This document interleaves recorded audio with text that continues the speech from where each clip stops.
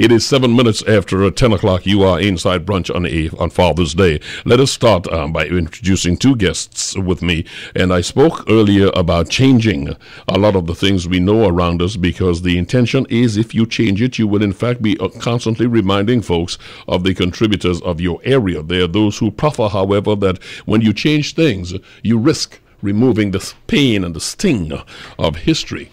So even though it's ugly and it's there, it works. Let me get some folks inside of here who will deal with that. We're talking about activist, community educator, founder, executive director of Crossroads Freedom Project. He is Shabaka Kamdon. Shabaka, thank you so much for joining me this morning. Yes, that's Shabaka Kamdon. Shabaka, there I go. Shabaka, my apologies. To join you, Mr. Bishop, one of the legendary radio personalities in this country. Let me just quickly start off by saying greetings to Rennie Cummings there. She's been doing some great work. She's a wonderful activist. We have and a special greeting to all the fathers across the nation. Shabaka, and the that's mothers, a nice greeting, yes. Mothers playing that role as well. We want to salute them today. You got mothers, you got granddads, you've got so many people now taking that role. Let me welcome the other guest who's here with me. He is the former head of the Department of History at the University of the West Indies and senior lecturer. He is Dr. Claudius Fergus. Thank you so much for taking the time to be with us, and happy Father's Day to you too. Thank you very much. And I would also like to extend happy Father's Day to my own father, who turned 98. Get out of here.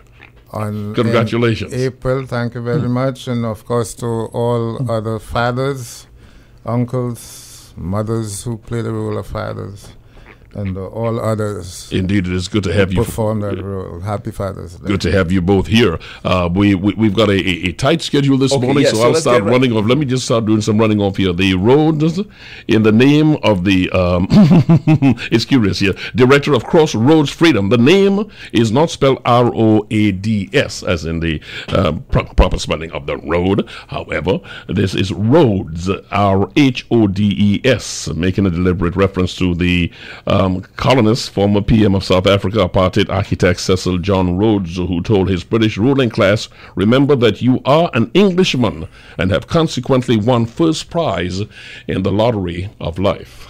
Lottery of race. Lord have mercy. Yeah, well, we're here to represent today the Crossroads Freedom Project, confronting the past to free the future. And this project is about to launch on Thursday at Nalis at the library at 9 a.m. It represents about a year and a half of work on our part in terms of going all around the country and engaging stakeholders at many different levels.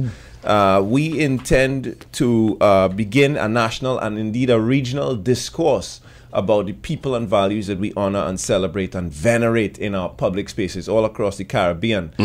We take our moral imperative from one of the greatest Caribbean intellectuals, a man by the name of Frantz Fanon. If you go to, and Doctor will tell you here, if you go to any of the Ivy League universities in the world, he's the one Caribbean scholar who's definitely on the reading list. And he left us with the directive. He said, imperialism leaves behind germs of rot, which we must clinically detect and remove not just from our land, but our minds as well. That's the moral imperative behind the project. And so we're looking at our society, and we're seeing that we're venerating pirates, iniquitous colonial administrators, and people who committed slavery and genocide. And we're wondering, we see this as something that shackles our present and cripples our future, and we want to fix it. That is a very ambitious initiative. And let me just add that at the same time, we want to rescue our heroes and heroines from the dustbin of history. You know, we've been doing for the last year and a half, as we meet with people, we've noticed that Trinidadians don't know their heroes and heroines. So while we're celebrating people who were actively standing on our necks and oppressing us, we don't know the people who try to expand our freedoms and rights across the Caribbean. That is a task you're going to meet, because on the one hand, you're going to have the advocates who concur with that analysis and the need to correct that. At the same time, you may find people who may be of like mind, but who are saying exactly what I did in the introduction.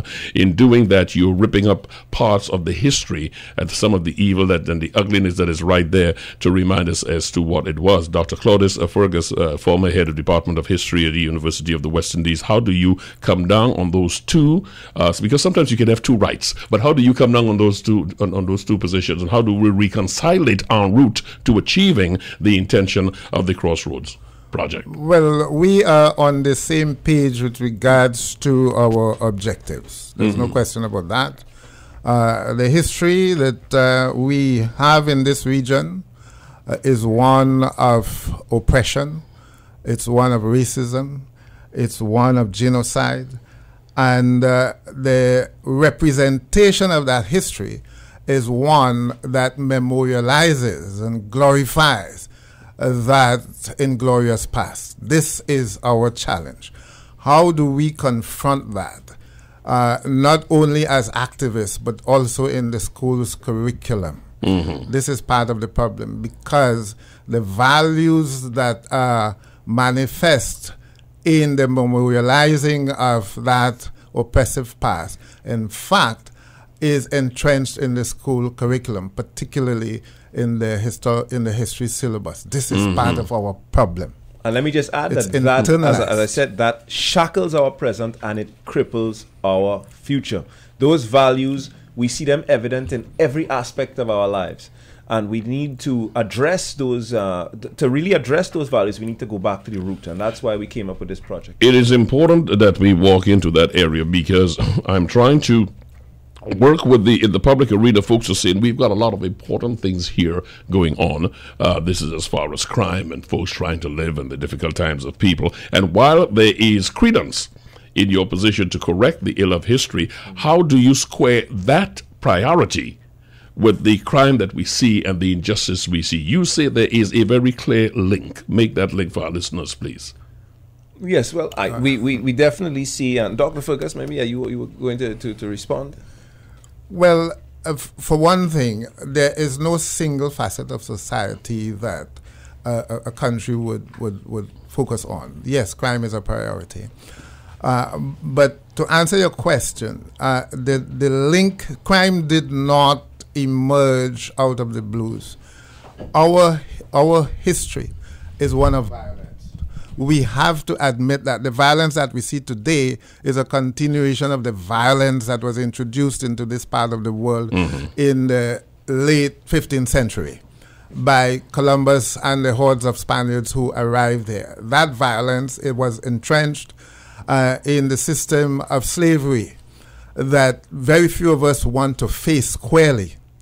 The violence of slavery continued through the post-slavery period, and we have to deal with it. That trauma, many psychiatrists have admitted that the trauma of slavery is one that transcends the generations into the present day.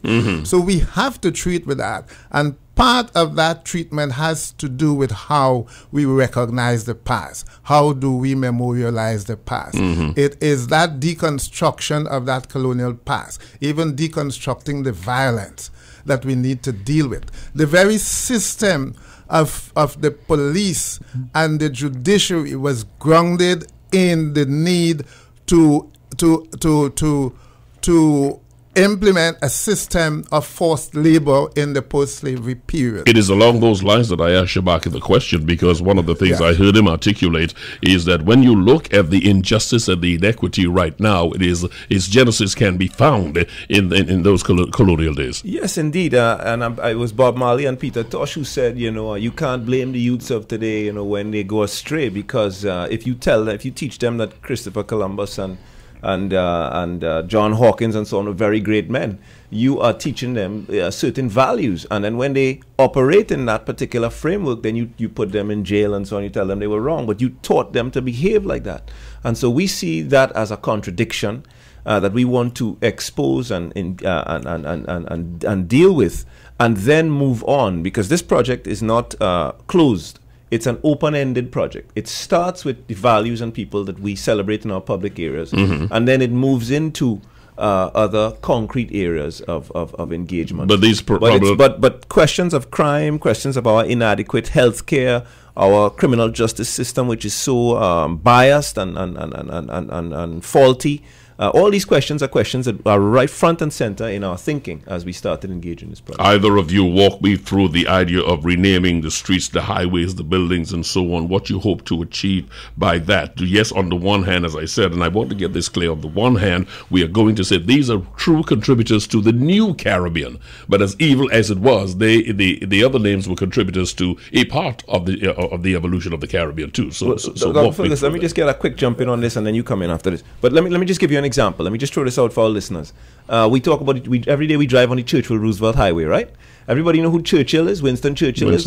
I often ask this question. People tell me, this guy was a great hero and so on. And President Roosevelt. And an Indian brother recently got up at a meeting we had, and he said, Churchill was the great guy, World War II, what have you. I said, okay, do you know what Churchill said about Indians? And I quoted him. He said, I hate Indians. Churchill was responsible for something called the Bengal massacre.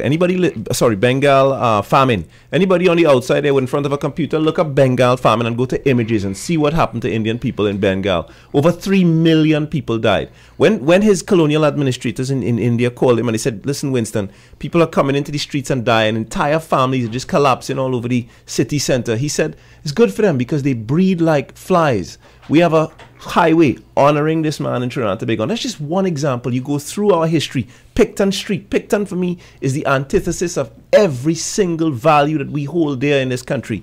Columbus, the symbol of the great symbol of one of the darkest epochs in human history, is somebody we celebrate. So these are just some of the things. Dr. Fergus may want to add to that. Let me just before Doctor step in here and what you raised there, I accept. I hear what you're saying, and my question then, Doctor, is going to be: while you want to remove that, do you run the risk of leaving out the ugly part of the region's evolution? No, because the names themselves, most people do not even understand the significance of the names.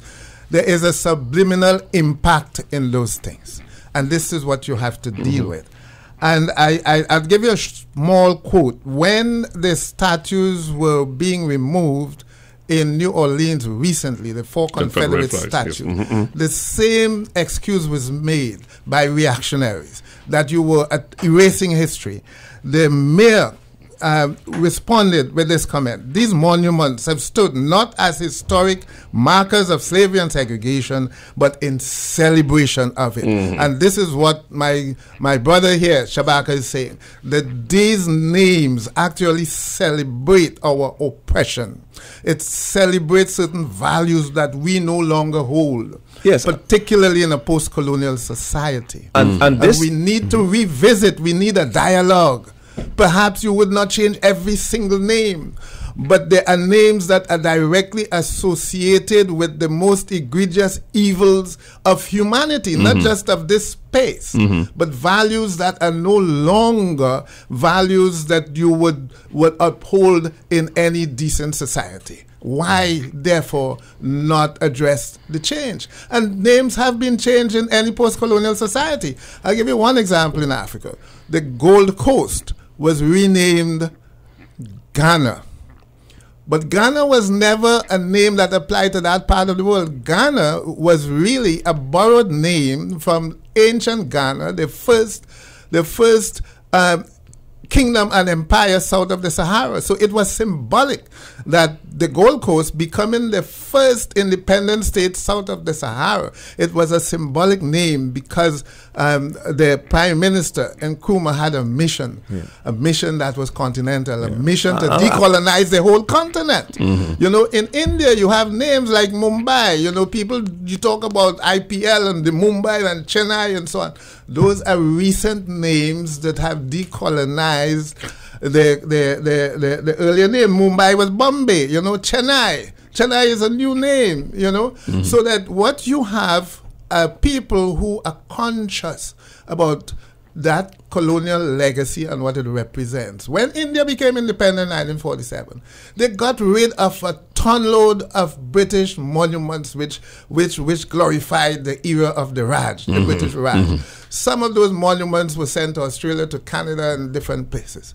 They understood you cannot become independent and retain all the symbolism of colonialism. Agreed with that. 22 minutes after 10 o'clock, the voice we that you have just virtually heard. stood still. The voice that you just heard is Dr. Claudius Fergus. He is former head of the Department of History, University of the West Indies. With him this morning is Shabaka Kamdon, who is an activist, community educator, director of the Crossroads project, is what we're talking about. You identified that these problems are not unique to Trinidad and Tobago. You identified them from Georgetown to Kingston, all over the Caribbean. We have this situation. Is your first thrust going to be here in Trinidad and Tobago to do this, or are you working in collaboration with like minds in other islands to do this? Well, yes, we already have collaboration across several Caribbean territories, and we should have one or two guests from our fellow Caribbean territories with us on Thursday when we launch at Nales at 9 o'clock. And I want to invite everybody to come to that launch. We're going to go from there to the Columbus Square, where we're going to do a symbolic ritual of reclamation of that particular square with our indigenous people, which we think, we feel strongly with them that particular statue, in particular, is an insult to them and their children having to grow up around it and so on. And you just, in relation to the question you just asked, I mean, these things actually deny history. They are the things. These statues actually erase history. We're not erasing history by moving them. By keeping Columbus there, we have to deal with a narrative that silences the history of millions of people, in particular the first people. So, for example, if I ask anybody about the first people, they talk to me about Arawaks and cannibalistic Caribs. That's completely mythological. They don't know about the 300 plus years of resistance. It wasn't until the 1790s, from 1500 to the 1790s, that indigenous people in the Caribbean were finally, their struggle was finally crushed. That's over 300 years of struggle. So we have to start by moving these things and engaging in a dialogue. We actually will be, bringing history to light, and rather than erasing history. So I want to invite everybody to come down to Nales, 9 o'clock on Thursday morning. We have two international guests coming in. One from Bristol. This is a woman, Councillor Cleo Lake. She's the first Afro-Caribbean person to be elected in the UK on a Green Party ticket. She is part of the group Countering Colston, and they just got Colston Hall, that famous music venue where Bob Marley and the Beatles played and so on, to disassociate itself with Edward Colston, that famous CEO of the Royal Africa Trading Company, who was responsible for trans-shipping over 100,000 African people as young as 6 years old. And we have another guest, Michael Questmore from New Orleans, from Take Him Down NOLA, who just led the campaign to remove 4 Confederate monuments there. So we have two special guests coming in for that event, and of course they'll be here until Sunday for the Kwame Ture Memorial Lecture Series. That's the Emancipation Support Committee's launch of the Kwame Ture Memorial Lecture Series. They're going to stay on and present at that auspicious occasion. So we want you to come on both events to hear and engage with them and to start this process of making history. A wonderful opportunity in the short time we have remained of 3 minutes. I do want to go back to Dr. Fergus for a moment there, because you make a very good point. One of the reasons you find people here, there, in every way is because they're not committed to anything. If you're not committed to anything, if you don't understand what your history is, you cannot be committed to it. You cannot be committed to the development of your region, of your particular country. I understand that. The question then is education. You're going to find a lot of minds agreeing with you this Sunday morning, but they are already converted. You're going to get your heaviest resistance from those who either don't see it, don't know it, or don't care to know it, because they cannot see that link between their individual progress and understanding their genesis and or their history. How do we go about that education? Well, you could not have put it in a better way. We have already started that education. Shabaka here goes on educational tours on an annual basis. He visits secondary schools mainly. And that is one of the important engagements where you shed new light into our history, new ways of telling the history. And there have been a tremendous response to him. So that aspect is ongoing, but that is informal. To engage the history in a formal way, that is the big challenge. But that is part of our wider project as well, because we have to engage the teaching of history in the schools. Because taking it on a one-on-one basis would take you forever. You have to institutionalize the change. And that has to come through changes in the syllabus. We do have some responsive history curriculum officers, but we have to take that at a higher level, and that engagement is going to come. Because you were from the University of the West Indies, the history department, and you must know the void, the vacuum that exists right now in our children even getting close to understanding yesterday's history far more from the colonial era. I mean, that is a challenge because for some reason or the other it has not been given the priority that it is or given the emphasis. Exactly. But there is an official policy articulated by the Prime Minister when he was a candidate in the last election. And I mean, he must be commended for upholding the promise to revisit the history that we teach in the schools. And at the moment, there is a schools history committee. I understand that they have a draft of that history. I have not seen it. But that is one of the positive steps that we have to rewrite the history in a way that speaks to the values of today, the values we want to transmit, and not the values of those people who were in their own way heroes of imperialism, heroes of colonialism. We are in a new age, a new dispensation. We need a new set of values, and the history is an integral aspect in the transmitting of those values. It is true that there is a sort of disinterest in history.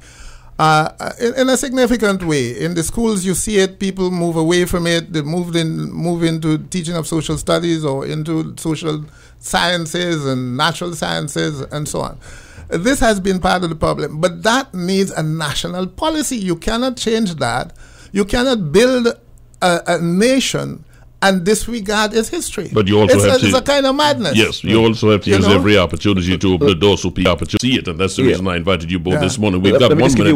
Let me just give you one last point. When we were in Dominica last year, we had a session there with young people, and among that crowd was a young German kid. And when the Caribbean National started raising the issues you raised this morning, he stayed silent. Eventually, he stood up quickly and he said, just before the end of the meeting, he said, I can't understand the debate. He said, in Germany, we had a communist period. We had a Nazi period. He said, he said, I could take you to a place right now where you could see all the statues from those periods. We move them because they don't represent the values of modern Germany. So why is it that you all find it so difficult to remove the statues from the darkest chapter, these people you all celebrated in the darkest chapter of your history? And I leave that. Let me end with something very positive for you and the listeners. I visit the Caribbean. I've moved across the Caribbean very frequently. There's a 4-year-old girl in kindergarten I've seen in St. Vincent that can tell you clearly who Chatoyer is. Chatoyer is the hero of St. Vincent who fought against the British to resist, that attempt to impose colonialism within the northern part of St. Vincent. She can tell you that. She can tell you about his brother, and you go into some other territories, it happens. In Curacao, that consciousness is there. Who is Tula? Little children can tell you who Tula was, that emancipator who fought against I just because our time is up, let me just remind people to go and check it out. We are really way behind in the way we teach consciousness on a whole, the way we teach history, because history is a way of teaching consciousness, and it's no wonder we have, just to end the way we started, we have the criminal problem in our midst. Yes, it's no wonder. That's right. And let me just invite people to go and to check out the project. Go to Rhodes Must Fall Caribbean, RHODES Must Fall Caribbean on Facebook. We're going to launch the website on Thursday at Nallis, 9 o'clock in the morning. I want to invite you to be there. You'll get a chance to meet and engage our international guests. And of course, I want to invite you on Sunday to the launch of the Kwame Ture Memorial Lecture Series, where you'll get a chance to have a full panel discussion with them. I'll be part of that panel as well. So that's at the Central Bank Auditorium at about, I think it's a 5:30 on Sunday. That's free entry as well. It's something you definitely must come to see. And of course, I'll see you on Thursday at Nales and at Columbus Square. It's a wonderful initiative. It's good to hear somebody paying attention once again, or bringing it to the fore. Kwame Ture. Folks seem to forget that is our own brother from here and his contribution throughout the world. I'm very happy to see that. Gentlemen, thank you so much for coming. Gentlemen being Shabaka Kamdon, activist, community educator, and founder of and executive director of Crossroads Freedom Project, and the former head of the history department at the University of the West Indies, and a senior lecturer, Dr. Claudius Fergus. Gentlemen, happy Father's Day, and thank you again so much for taking the time to be with us this morning.